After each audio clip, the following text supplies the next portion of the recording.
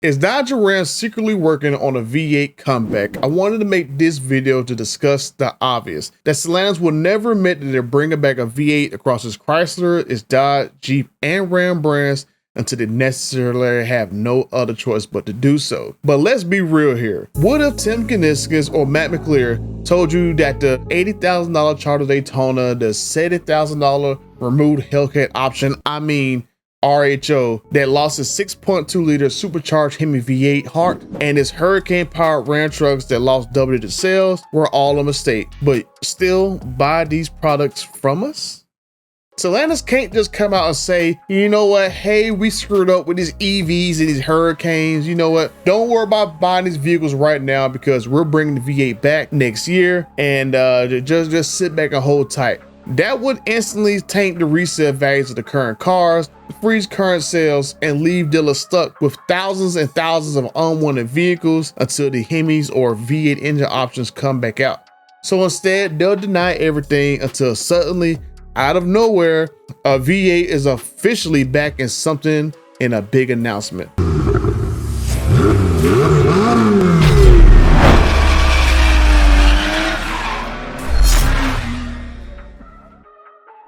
If you've been watching my channel for the last couple years, you know I love a good deal. Whether it's saving $1,000 on Ram TRXs or Hellcats or helping you guys save money on your Demon 170s from all these dealer shenanigans, I love good deals. And there's no better deal that I can figure out online than with my buddies at Just Bought Ons and DragRacingWheels.com, where you can use my promo code BUTTER at checkout to save up to an additional 15% off on your next order. So check out my friends at Just Bought On and DragRacingWheels.com, where some of the best prices online just got a little bit better.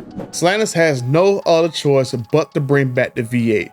Right now, Ford and GM are eating Stellantis' lunch money. You've got the C8 Corvette with a roaring V8, one of them inside of a naturally aspirated Stingray. You got a hybrid variant in the E-Ray. You got a flat plane crank that I enjoy oh so well in my Z06. And now you got a twin turbo 01 with more horsepower than my Demon 170 has.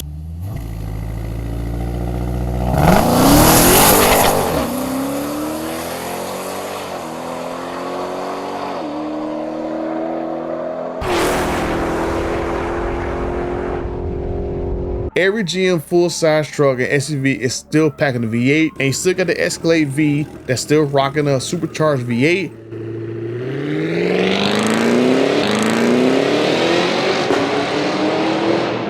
You got the Mustang GT, you got the Dark Horse Mustang, still keeping the V8 muscle cars alive.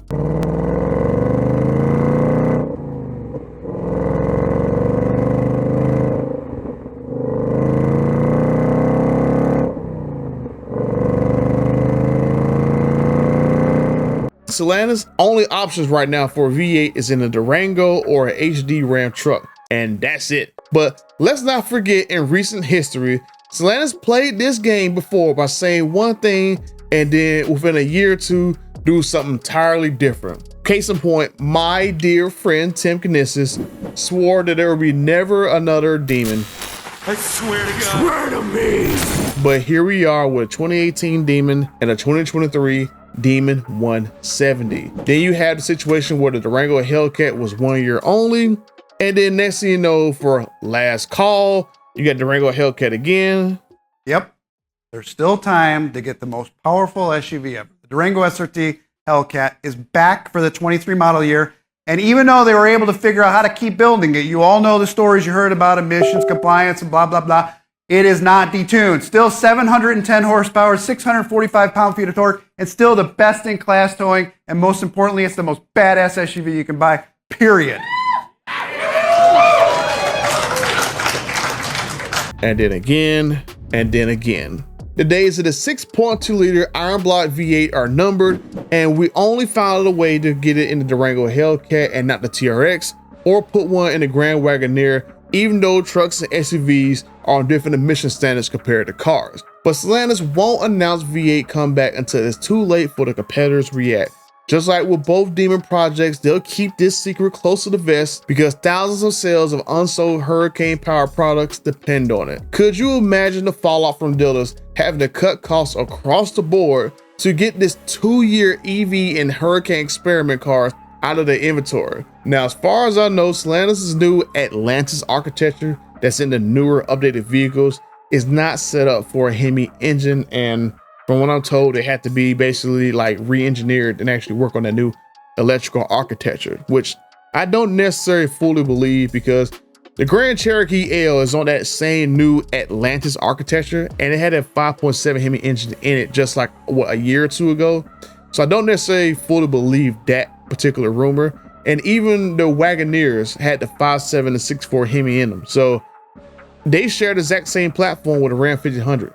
And I don't see really no reason why the Ram cannot add a 5.7 or even put a 6.4 in a, let's say, a more peppy version of the RHO, which I was hoping that there will be a RHO with a 392 in there anyway. There's not to say they can't add that in like a year or two. I'm just saying, I think one of the main problems with this is that, other than not having a production plant, which I'll get to that one in a second, is that the other thing is it's not going to immediately happen within the next month or two, because they got to do EPA testing, you got to do crash testing, and typically they're going to take a while for that to happen. Now, Dodge is a little bit more tricky with the engine bay and the new Chargers, because people have said over the past few months that the strut towers are too tight in that car, basically like 2-3 inches too tight, and that's preventing the Hemi from going inside the car.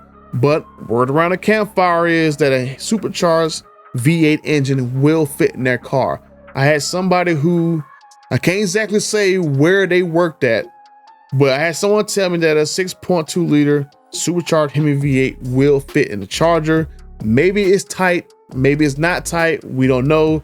But I guarantee you sometime this summer, when those cars start hitting the roads, one of these other YouTubers are going to buy this Charger, and somebody's going to Hellcat swap a Charger. I got my money on Cal SRT doing it. But like I said, I was told 2 years ago that specifically the supercharged Hemi V8 will fit in the car. The biggest problem that's going to hold them back from actually pulling the trigger on getting these engines back into the cars is the production lines, because these production lines for these engines were shut down from making Hemis to make those Hurricanes. So if Stellantis wants to keep the Hurricane in production, they would need another production line to either make the Hemis, make a new V8 engine that me and TK have talked about over the past few months, either borrow an engine from another brand, I'm gonna get to that one in a second, or either repurpose an existing plant. What Stellantis just so happened to have with a Trenton plant that was decommissioned back in December 2022, that used to make the older version of the 3.6 liter Pentastar engine, and is currently being repurposed to warehouse some stuff. So could Stellantis throw some money and retool that plant to make either Hemis or a new V8 that me and TK's Garage have talked about for the past few months, and basically make these engines in America? Or could they do this and maybe in Belvedere alongside whatever vehicle they're gonna put at Belvedere?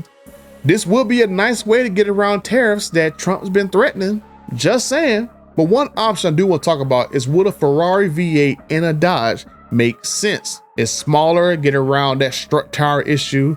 They sound pretty awesome in Ferraris, and it could be the ticket to getting a V8 back in Dodge sooner rather than later, especially when you consider that they need to have a assembly line, like I said earlier, to make V8 engines again. Now, Exor, the holding company that owns a majority stake in both Stellantis and Ferrari, could technically platform share a Ferrari-built V8 for Dodge. And I would argue they can do this in limited numbers, and that's going to basically stimulate demand for the Charger.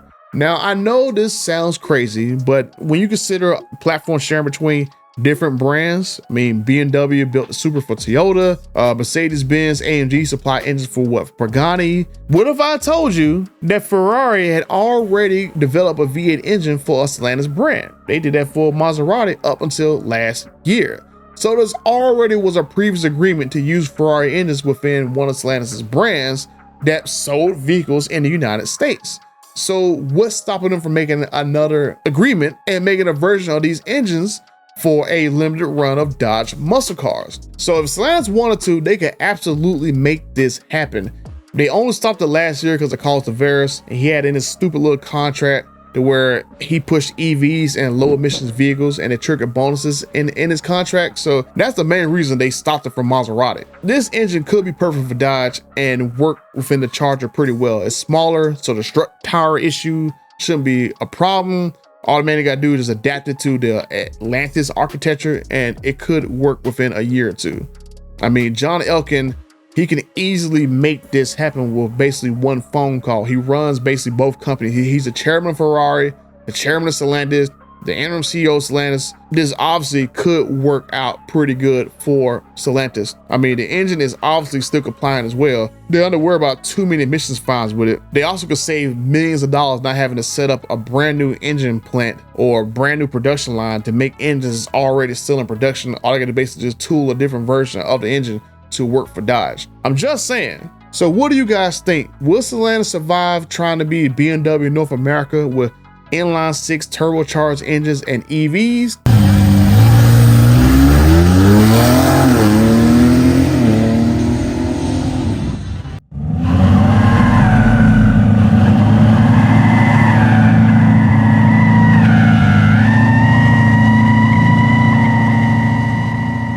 Or will the ancient Hemi iron block V8s make their grand return?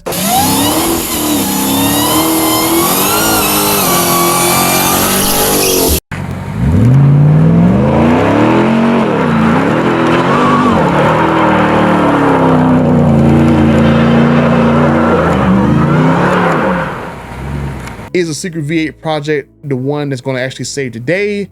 Or will John Elkann pull the trigger on a Ferrari-built Dodge V8 engine? Let me know what you guys think in the comments, and until the next time, I'm out.